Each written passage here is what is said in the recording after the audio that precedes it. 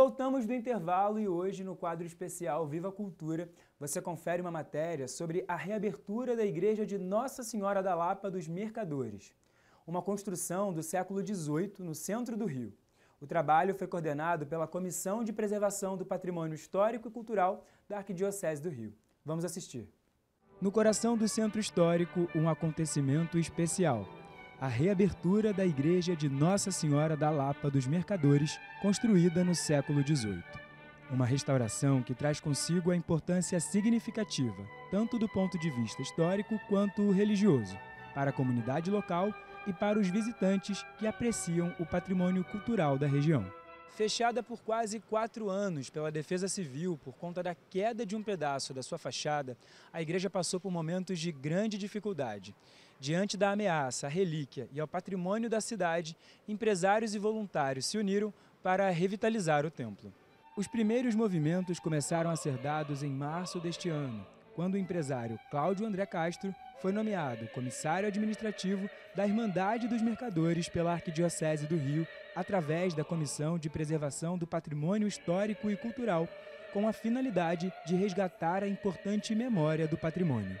E queria, enfim, compartilhar com vocês agora essa igreja aberta, que volta a ser um farol de cultura, de fé católica, de história e de amor, que foi isso que levou esses mercadores a construir essa pequena pérola aqui na esquina do Rodolvidor com o Arco do Pérez. Toda vez que a gente vê uma joia como essa aqui, um espaço como esse aqui ser recuperado é, sem dúvida, motivo de alegria, de celebração. Que bom que eu posso estar aqui acompanhado da Cris, e que a gente possa ter mais coisas assim acontecendo como centro por todo o Rio de Janeiro. Além de ser um marco histórico, a reabertura da igreja é também uma oportunidade para aumentar a devoção e a espiritualidade. Os fiéis e os visitantes terão a oportunidade de vivenciar momentos de contemplação e reflexão em um ambiente sagrado, repleto de significado desde o século XVIII. Para retomar esse culto nesse local, de um lado fazer memória dos nossos antepassados que construíram a pequena capela, que depois acabou construindo esse belo templo, que é uma joia de arquitetura, de beleza, de pinturas, todas as situações que existem, que foram sendo interesadas com o tempo, de além de fazer memória daquilo que é a nossa história, da maneira que isso tudo nos ajude cada vez mais a ser uma presença que recorde as pessoas alguns valores importantes, os valores da fraternidade, da paz, da fé, do culto ao Senhor e da presença de Maria.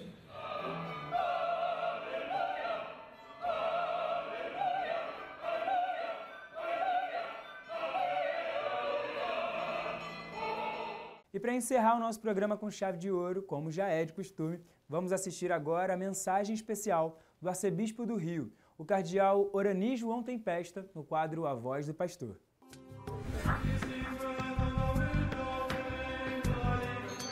Caríssimos amigos e irmãos, que a paz do Senhor esteja com todos vocês. É domingo, dia do Senhor, 12º domingo tempo comum. Hoje, porém, também é o Dia Nacional do Migrante. Dia Nacional do Migrante dentro da legislação civil. A Igreja do Brasil também assumiu essa mesma data como Dia Nacional do Migrante, rezando por os migrantes internos e externos. E quando não cai no domingo, na igreja passa para o domingo anterior. Mas esse ano coincide o dia 25 com o domingo, portanto, Dia Nacional do Migrante. Porém, o Papa Francisco transformou também o Dia do Migrante no Dia do Migrante e Refugiado, e é celebrado uma outra data, o Dia Mundial, inclusive com textos de reflexão do Santo Padre. Ele falou do migrante e também do refugiado, que é uma realidade muito grande nos mundos de hoje, que sempre foi, mas agora aparece muito mais aos nossos olhos, quantos refugiados por questões ideológicas, políticas, religiosas, sociais, os mais diversos. E o Papa tem insistido muito para a questão de acolher, o migrante e o refugiado, e quantas situações de injustiça nós temos pelo esse mundo afora.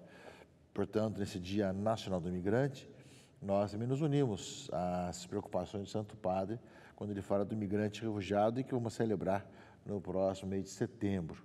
Portanto, que nós possamos também, nesse domingo, rezar pelos migrantes internos, aqueles que precisam mudar de cidade, de país, e que nós possamos ver essa humanidade, somos chamados a conviver e a nos acolher alegremente um ao outro. Normalmente, às vezes, com essa mentalidade de hoje, parece que o migrante torna-se um inimigo, porque vem tirar o emprego do outro, vem para atrapalhar a vida do outro, vem com outras ideias. Nós somos capazes de acolher e aceitar o diferente, né? Outra língua, outros costumes, e tantas outras questões, e quantas zombarias se fazem com relação a isso. Creio que devemos pensar bem sobre isso, que ainda não temos essa consciência de que temos sim um país, somos responsáveis de levar adiante o nosso país, temos a nossa identidade nacional mais aberta, como os braços do Redentor, a acolher as pessoas, já que nós temos uma experiência no nosso país, grande parte são de imigrantes. Aliás, todos vieram de fora, né? Depois dos primeiros homens que apareceram na África, que migraram para o mundo inteiro, para todo o globo terrestre, todos foi graças às migrações que apareceram várias situações humanas pelo mundo afora. E nos últimos tempos também, os imigrantes de vários países e nacionalidades do mundo inteiro. Ou seja, nós somos chamados a estarmos juntos e convivermos como irmãos que vivem no mesmo país, com a mesma responsabilidade, com a mesma missão e mesmo convivem, respeitando-se um ao outro e convivendo na fraternidade. As questões ideológicas muitas vezes levam a ódios, rancores, mortes, tantas questões, porque realmente fazem opção pela violência. Nós, enquanto cristãos, somos chamados a conviver como irmãos e irmãs. Esse Dia Nacional do Migrante, né, façamos eco ao que iremos celebrar depois, enquanto igreja, no Dia Mundial do Migrante e do Refugiado. Nesse final de semana, caríssimos amigos e irmãos, também nós estamos chegando ao final do mês de junho, mês, né, dos Santos Juninos. São Pedro e São Paulo tem a data do dia 29 de junho. E em muitos lugares do mundo, inclusive em Roma também, esse é o dia de São Pedro e São Paulo. Porém, no Brasil, essa solenidade é transferida para o domingo seguinte. Portanto, São Pedro e São Paulo, que seria no dia 29 no Brasil, passará a ser celebrada no próximo domingo. Nós falaremos sobre isso na próxima semana. Mas lembro para nós justamente que muitas paróquias, muitas comunidades, dioceses, celebram no mesmo dia 29, dia de São Pedro e São Paulo, ou dia de São Pedro também, no caso de muitas dioceses e paróquias que têm realmente o orágo de São Pedro. Portanto, um mês bastante rico de tantos acontecimentos e que nós queremos essa palavra de Deus nos ilumine cada vez mais. Nesse 12º domingo tempo comum, meus irmãos e irmãs, lembrando que domingo passado Jesus enviava os seus discípulos para evangelizar, seus 12 apóstolos, né? E na leitura de hoje, no Evangelho de Mateus, capítulo 10, 26 e seguintes, ele vai falar para ninguém tem medo, não tenha medo daquelas perseguições diante do anúncio.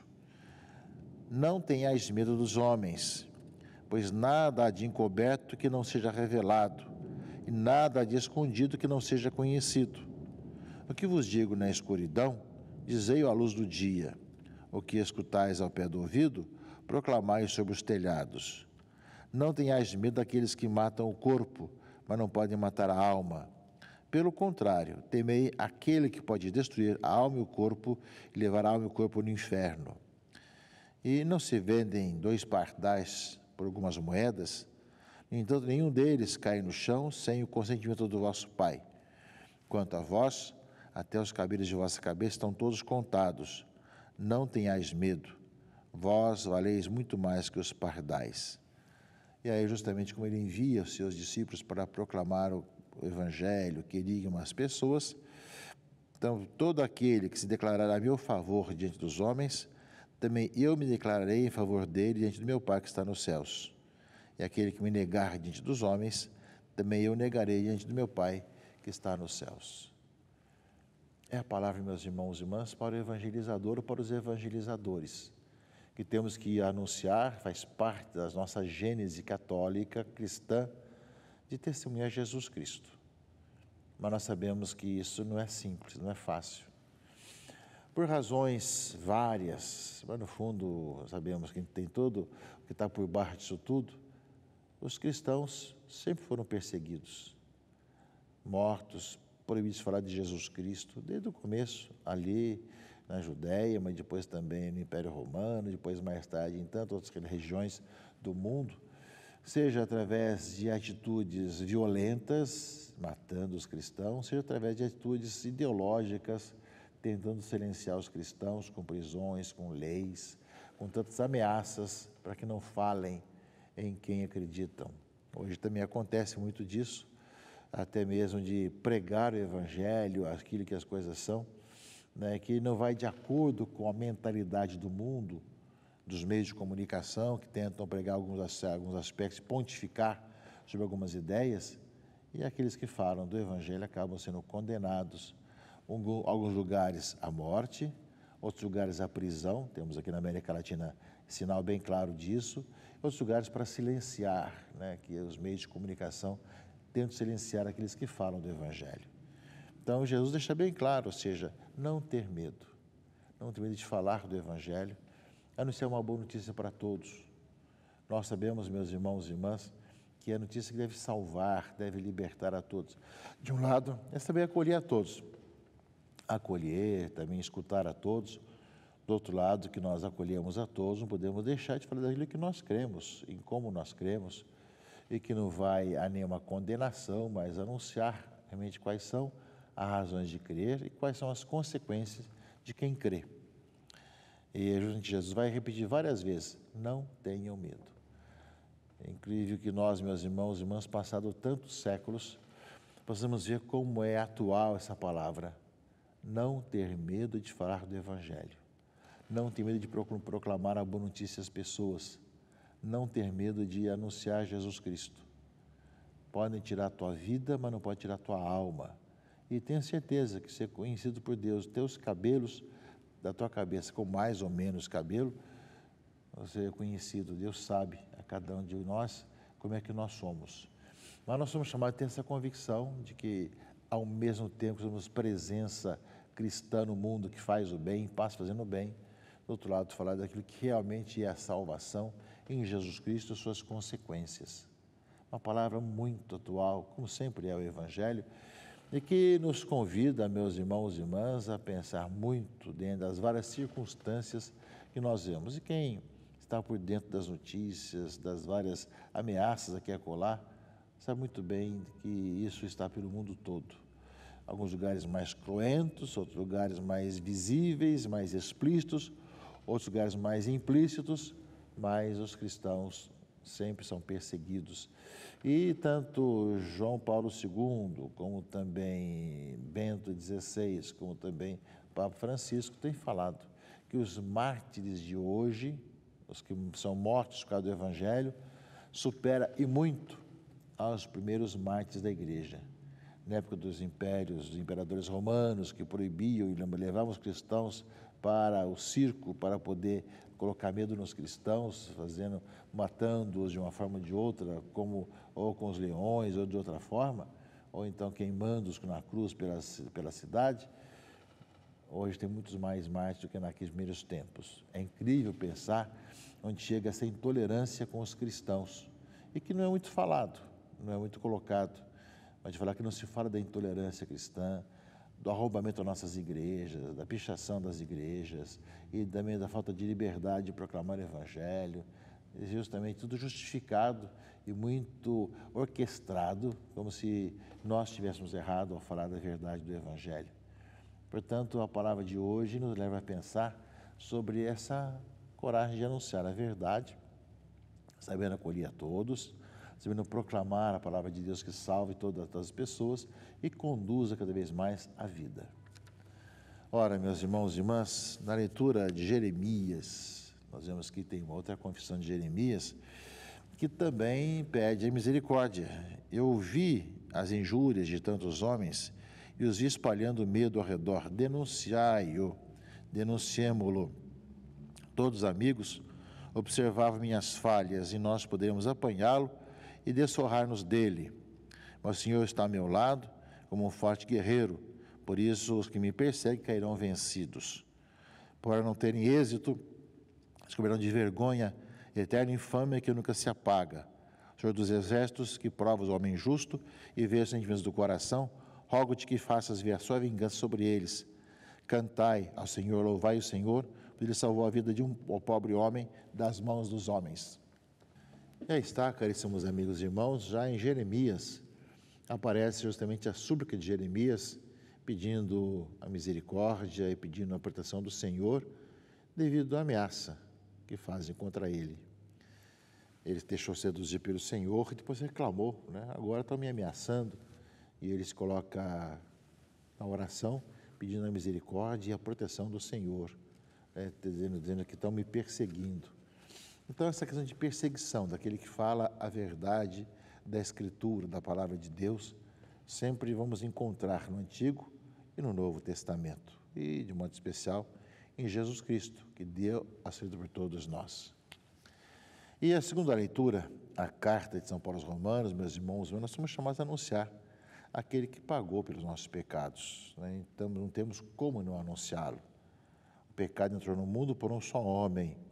Através do pecado entrou a morte, e a morte passou para todos os homens, porque todos pecaram, né? E aí fala que, mas o pecado não pode ser imputado quando não há lei. No entanto, a morte reinou desde Adão até Moisés, mesmo para os que não pecaram como Adão. Depois, no entanto, a transgressão de um só levou a multidão humana à morte. Mas foi de bom superior que a graça de Deus, ou seja, o dom gratuito, concedido através de um só homem, Jesus Cristo, se derramou abundante sobre todos, né? Portanto, somos chamados a anunciar que a morte venceu o pecado muitas vezes, mas que a morte foi vencida por Jesus Cristo. E Cristo, ele é vencedor da morte. E nós somos chamados a anunciar, se a morte entrou por um só homem, a salvação entrou em Jesus Cristo, por Jesus Cristo, nesse nosso tempo. Anunciar a vida, a salvação em Jesus Cristo, nosso Senhor, meus irmãos e irmãs, e mesmo que nos custe muitas vezes a difamação, a perseguição, que tem muitas formas e muitas maneiras de fazê-lo em relação às pessoas e também à instituição. Por isso, sejamos firmes no Senhor e, claro, uma vez preparados para anunciar o Evangelho, sejamos preparados também para nunca desanimar diante das perseguições e dificuldades. Seja a nossa oração, meus irmãos e irmãs, como o Salmo 68, resposta da leitura de hoje. Atendei-me, ó Senhor, pelo vosso imenso amor. Por vossa causa que sofri tantos insultos, e meu rosto se cobriu de confusão. Eu me tornei como um estranho a meus irmãos, como estrangeiro para os filhos da minha mãe, pois meu zelo e meu amor por vossa casa me devoram como fogo desolador e abrasador. Por isso elevo para vós a minha oração, este tempo favorável, Senhor Deus. Respondei-me pelo vosso imenso amor, pela vossa salvação que nunca falha. Senhor, ouvi-me, pois suave é a vossa graça. Põe os olhos sobre mim com grande amor. Humildes, vedisto e alegrai-vos. O vosso coração reviverá, se procurais o Senhor continuamente, pois o vosso Deus atende à prece dos seus pobres e não despreza o clamor dos seus cativos. Meus irmãos e irmãs, celebremos e participemos com alegria desse 12º domingo tempo comum, já encerrando esse mês de junho. Abençoe-vos o Deus Todo-Poderoso, Pai e Filho e Espírito Santo. Amém.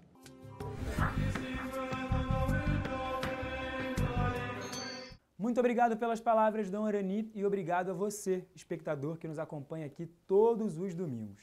O programa Palavras de Vida de hoje está no fim. Eu espero você na semana que vem. Fique agora com a reflexão do Padre Rafael Santos, antes do início da Santa Missa. Até semana que vem. Tchau, tchau. Queridos irmãos e irmãs, neste 12º domingo do tempo comum, Jesus faz seu discurso apostólico. Ele nos previne a respeito das dificuldades e perseguições que nós encontraremos pelo caminho. É necessário estar próximo a Jesus, que nos ajuda a prosseguir em meio às dificuldades da vida. Somente com atitude de fé nós podemos vencer e não voltar atrás no nosso amor a Ele. Não irá se sustentar na fé quem não cravar os olhos e o coração no Senhor crucificado por nós, quem não estiver disposto a participar do mistério de sua cruz. As perseguições virão. O Senhor não nos engana, mas também não nos deixa sozinhos. Na nossa oração, Peçamos a graça de cumprir sempre a vontade de Jesus e jamais nos separarmos dele. Um bom domingo a todos e fiquemos com a Santa Missa em sua casa.